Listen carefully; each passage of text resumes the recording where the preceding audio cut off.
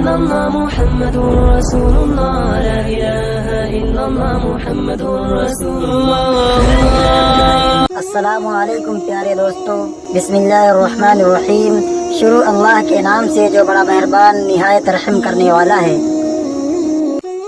دوستو، سعودی عربیہ جس کو پہلے حجاز کے نام سے جانا جاتا تھا اور یہ پوری دنیا میں رہنے والے مسلمانوں کا مرکز ہے، مگر آپ لوگوں سے اگر کسی نے یہ پوچھ لیا کہ بتائیے آج سے لگ بھگ 1400 سال پہلے، یعنی جب پیغمبر محمد صلی اللہ تعالیٰ علیہ وسلم کی پیدائش نہیں ہوئی تھی، تو اس وقت سعودی عربیہ میں کیا ہوا کرتا تھا؟ یہاں کے لوگ کس بھگوان کو مانتے تھے؟ ان کے دیوی دیوتا کون تھے؟ یعنی یہاں کے لوگ کس دھرم کو مانتے تھے اور کن رسم و رواجوں کو مانا کرتے تھے؟ تو اس کا سیدھا سا اور آسان سا جواب یہی ہے کہ اس دور میں یہاں پر ذرہ برابر ہی لوگ ایسے تھے کہ جو ایک خدا پر یقین کیا کرتے تھے اور ایک ہی خدا کی عبادت کیا کرتے تھے، ورنہ پورے سعودی عربیہ سمیت یہ پورا کا پورا جو عرب علاقہ تھا، یہاں پر بت پرستی یعنی مورتی پوجا ہوا کرتی تھی، اور یہاں کے الگ الگ قبیلے کے لوگوں نے، الگ الگ علاقے کے لوگوں نے اپنے الگ الگ خدا کو چن رکھا تھا، مگر وہ بھی مورتی کی ہی پوجا کرتے تھے. پھر ہوا یہ کہ اللہ نے اپنے سچے دھرم اسلام کو اس زمین پر اتارا کہ جس نے چند سالوں کے اندر ہی پورے کے پورے عرب علاقے کو، بلکہ اگلے کچھ سالوں کے اندر ہی ہماری اس دنیا کے آدھے علاقے کو اسلامی حکومت میں داخل کر لیا.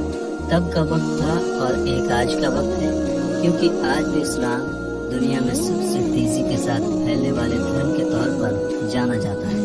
دوستو، یہ جو پچھلے 1400 سال 1500 سال کا پورا اتہاس گزرا ہے، اس میں اگر کسی بھی قابل سے قابل انسان سے یا اگر عام انسان سے ہی پوچھا جاتا تو اس کا جواب یہ ہوتا کہ باقی علاقوں کا، باقی مسلم دنیا کا تو پتہ نہیں، لیکن عرب میں جس طریقے سے بدلاؤ آیا ہے، عرب کی جڑوں میں جس طریقے سے اسلام آیا ہے، یہاں پر مورتی پوجا یعنی کہ بت پرستی کی دوبارہ کبھی بھی شروعات نہیں ہوگی، یعنی دوبارہ بت پرستی نہیں ہوگی.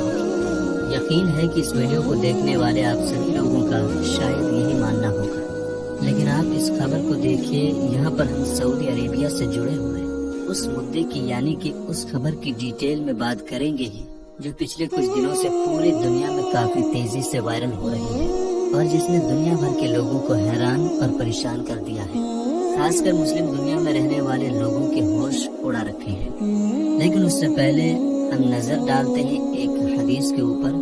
حضرت عائشہ صدیقہ رضی اللہ تعالی عنہا سے مروی ہے کہ حضور صلی اللہ تعالی علیہ وسلم نے فرمایا کہ اس وقت شب و روز کا سلسلہ ختم نہ ہوگا، یعنی کہ قیامت نہیں آئے گی جب تک دوبارہ سے لات اور عزا کی عبادت نہیں کی جائے گی. اب آپ میں سے بہت سارے لوگوں کے دماغ میں یہ سوال اٹھتا ہوگا کہ بھئی یہ لات اور عزا کون ہے جن کی دوبارہ عبادت یعنی پوجا شروع ہونے کی اس حدیث میں قیامت کی نشانی کے طور پر بتایا جا رہا ہے؟ تو دوستو، جیسا کہ ہم نے آپ کو پہلے ہی بتایا کہ پیغمبر حضرت محمد صلی اللہ تعالی علیہ وسلم کی پیدائش سے پہلے عرب کے زیادہ تر لوگوں نے اپنے الگ الگ خدا بنا رکھے تھے اور وہ ان خداؤں کی عبادت مورتی کی پوجا کر کے کرتے تھے. تو ان بہت سارے الگ الگ خداؤں میں سے جو کچھ گنے چنے خدا پورے عرب میں سب سے زیادہ مشہور تھے، یا یہ کہہ سکتے ہیں کہ جو دیویاں سب سے زیادہ پوجی جاتی تھی، ان میں سے ایک کا نام لات اور دوسری کا نام عزا تھا، اور یہ مورتیاں لوگوں سے باتیں کیا کرتی تھی. لات اور عزا کے بارے میں حیران کر دینے والی جانکاری ہم دیں گے، لیکن سب سے پہلے ان کے بارے میں حال ہی میں سعودی میں پھر سے انہیں پوجا جانے لگا ہے، ایسا دعویٰ کرنے والی خبر کی حقیقت جانتے ہیں. اب یہ جو تازہ معاملہ ہے کہ جس کی وجہ سے پچھلے سال سے ہی میڈیا یا پھر سوشل میڈیا کے اوپر کافی وواد ہوا پڑا ہے اور کنٹروورسی ہو رہی ہے، وہ دراصل ان انسان کے ایک بیان سے شروع ہوا تھا. ان کا نام ہے عثمان ابن فاروق، اور مجھے امید ہے کہ آپ لوگ جب پہلے سے سوشل میڈیا سے جڑے ہوئے ہیں تو آپ نے ان کے کئی سارے ویڈیوز دیکھے ہوں گے. یہ دراصل ایک پاکستانی امریکن اسکالر ہے کہ جو اکثر ناستک لوگوں سے یا پھر کبھی کبھار کرسچن وغیرہ لوگوں سے ڈیبیٹ کرتے ہوئے نظر آتے ہیں، یعنی ان کو اسلام کی دعوت دینے کے لیے یہ جانے جاتے ہیں. ابھی حال ہی میں جب یہ ایک پوڈ کاسٹ میں گئے تھے تو انہوں نے کسی بات کا جواب دیتے ہوئے یہ کہا تھا کہ سعودی عربیہ کے اندر لات اور عزا کی ایک بار پھر سے عبادت شروع ہو گئی ہے۔ یہ کہہ رہے ہیں کہ بھلے ہی یہ کمیونٹی ابھی بہت چھوٹی ہے اور بہت ہی کم لوگ اور جو بھی ہے وہ اپنے گھروں پر یا پھر دوسری خفیہ جگہ پر ہی یہ کرتے ہیں، لیکن ان کے پاس ٹھوس ثبوت ہے کہ ایسا سعودی عربیہ کے اندر ہو رہا ہے، اور وہ بھی یہ اسٹیچو کسی میوزیم وغیرہ میں یا کسی دوسری جگہ پر نہیں بلکہ گھروں پر ہے، اور انہی اسٹیچو کی عبادت کی جا رہی ہے۔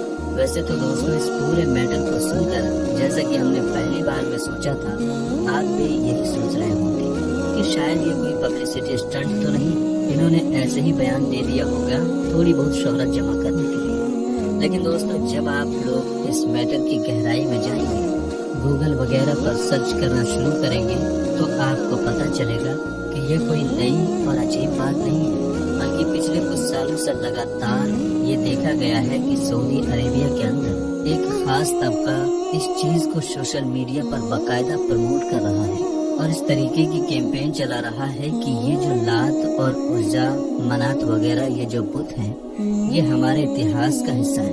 تو اس لیے سعودی گورنمنٹ کو چاہیے کہ ان کے اسٹیچو کو باقاعدہ ایک بار پھر سے واپس لایا جائے اور میوزیم وغیرہ کے اندر رکھا جائے، تاکہ نہ صرف باقی دنیا جو یہاں پر آتی ہے وہ ان چیزوں کو دیکھ سکے، بلکہ سعودی عربیہ کے لوگ بھی اچھی طرح جان سکے کہ لات عزا منات کیا ہے، اور یہ ہمارے اتہاس کا اٹوٹ حصہ ہے۔ اور شاید یہی وجہ ہے کہ جب ایک امریکن اسکالر پوڈ کاسٹ میں اس طریقے کی بات کرتا ہے تو باقی دنیا کے مسلمانوں نے اس بات کو ہلکے میں نہیں لیا بلکہ بہت زیادہ سیریسلی لیا، کیونکہ پچھلے کچھ سالوں سے سعودی عربیہ میں سوشل میڈیا کے اوپر لات اور عزا کا جو کیمپین ہے وہ کہیں نہ کہیں نظر تو آیا ہے۔ عرب قوم حضرت اسماعیل علیہ السلام کی نسل سے تعلق رکھتے ہیں، یہ لوگ پہلے ایک اللہ کی عبادت کرتے تھے اور دین ابراہیمی پر تھے، لیکن پھر ابلیس نے انہیں کفر و شرک اور بت پرستی میں لگا دیا۔ مشرکین عرب کے بہت سارے بت تھے، لیکن ان میں 3 زیادہ امپورٹنٹ اور مشہور تھے۔ ان کے نام لات، منات اور عزا تھے۔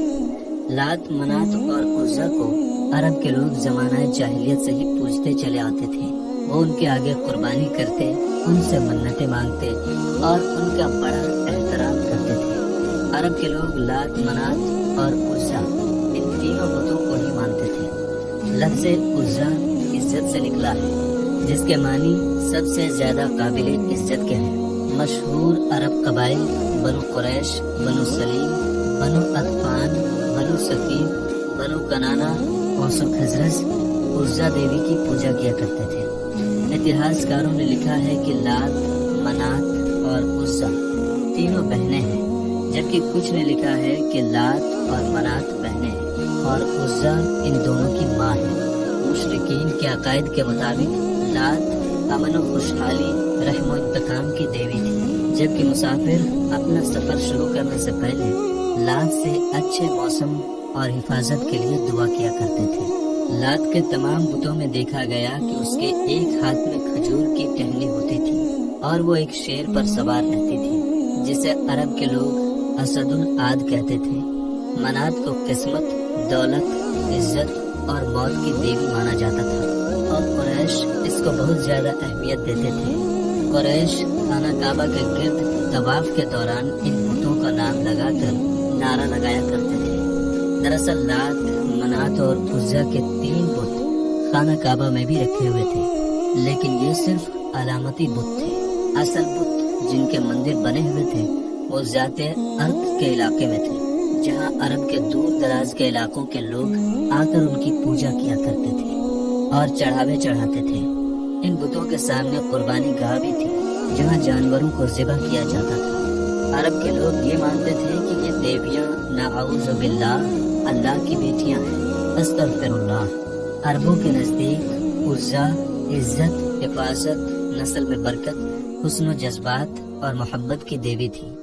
دراصل ان بتوں کے ساتھ 3 شیطانی چڑیلیں تھیں۔ دراصل یہ شیطانی عورت تھی، یعنی مادہ شیطان، یعنی جننی، ان بتوں کی دیکھ بھال اور لوگوں کو ان کی حفاظت کے طریقے سکھانے کے لیے مندروں میں پجاری ہوتے تھے جو لوگوں کو گمراہ کرتے اور اس کے عوض بتوں پر چڑھاوے کی چیزوں کو خود سمیٹتے تھے۔ عزا کا یہ بت خراج نامی ایک بستی میں تھا۔ یہ ایک شاندار مندر تھا۔ مندر کے سامنے تھوڑے فاصلے پر جھاؤ کے 3 درخت تھے۔ عربی میں ان درختوں کو اصل کہتے ہیں۔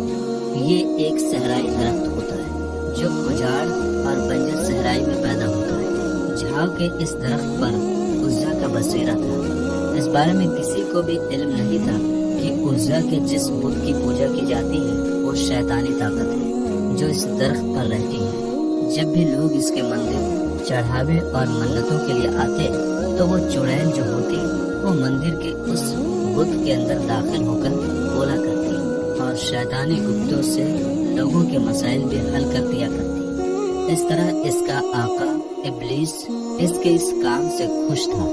جب اللہ کے آخری نبی حضرت محمد صلی اللہ تعالی علیہ وسلم کو مبعوث فرمایا گیا، آپ نے اللہ کی مدد سے مکہ فتح کیا تو کچھ دنوں کے بعد بتوں کی شامت آ گئی۔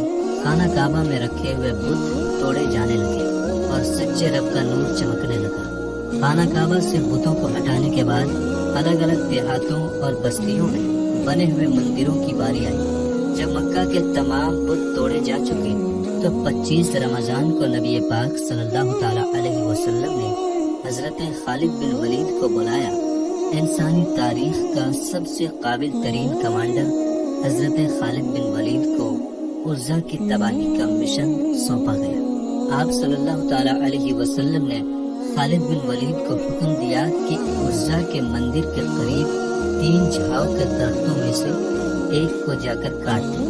لہٰذا آپ نے حکم کی تعمیل کرتے ہوئے خراج بستی میں پہنچ گئے۔ حضرت خالد بن ولید تیسرے درخت کے قریب اسے کاٹنے کی نیت سے پہنچے تو اچانک عزا نامی چڑیل آپ کے سامنے ظاہر ہو گئی۔ وہ ایک خوفناک صورت والی برہنہ عورت تھی۔ وہ شعلے برساتی آنکھوں سے حضرت خالد کو گھورنے لگی۔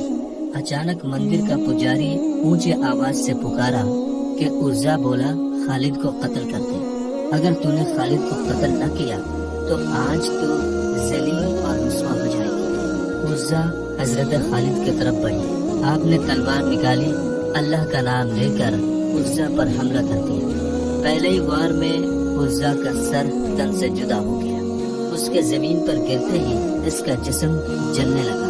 تھوڑی دیر کے بعد آپ کے سامنے کوئلے کا ڈھیر موجود تھا۔ حضرت خالد بن ولید نے عزا کو قتل کرنے کے بعد اس کے بت کو بھی ٹکڑے ٹکڑے کر دیا۔ پھر اس کے بعد مندر کے پجاری کو بھی قتل کر کے واپس روانہ ہوئے۔ آپ نے واپس آ کر سارا واقعہ نبی کریم صلی اللہ تعالی علیہ وسلم کو سنا۔ اس پر آپ صلی اللہ تعالی علیہ وسلم نے فرمایا، یہ عزا تھی اور اب یہ ہمیشہ کے لیے ختم ہو گئی۔ اس طرح صدیوں تک پوجی جانے والی یہ شیطانی طاقت کا خاتمہ نبی کریم صلی اللہ تعالی علیہ وسلم کے حکم سے سیف اللہ یعنی خالد ابن ولید کے ہاتھوں سے ہوا۔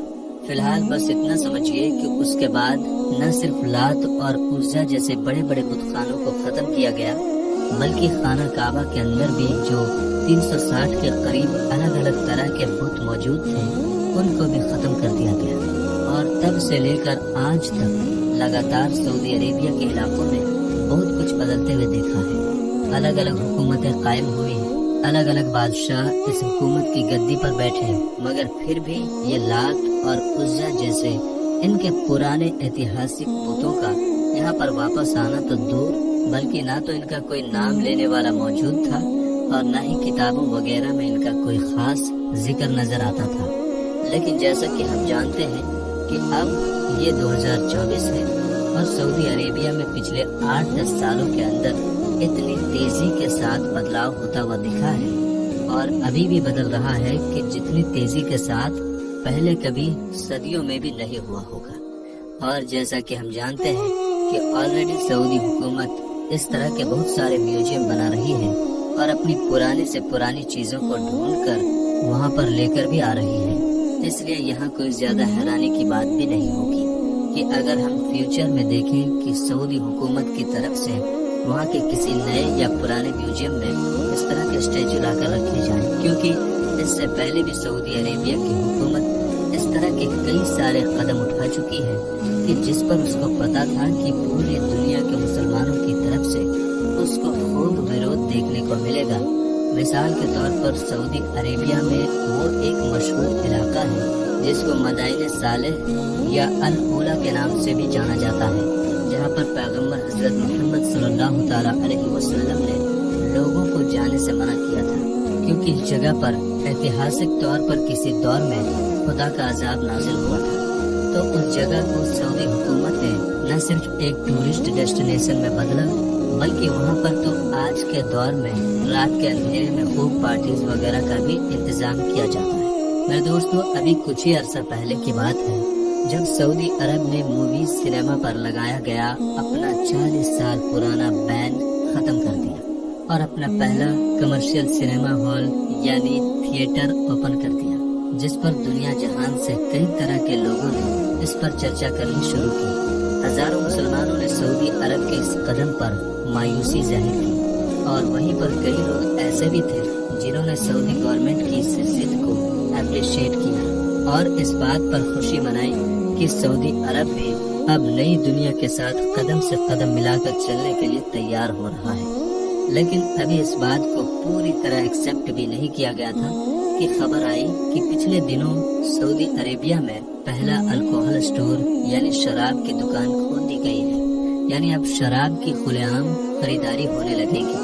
खैर दोस्तों, अगर आपको ये मालूमात, ये वीडियो अच्छी लगी हो तो आप अपने दोस्तों में शेयर कीजिए और इस बारे में आपकी क्या राय है आप कमेंट बॉक्स में जरूर बताइए।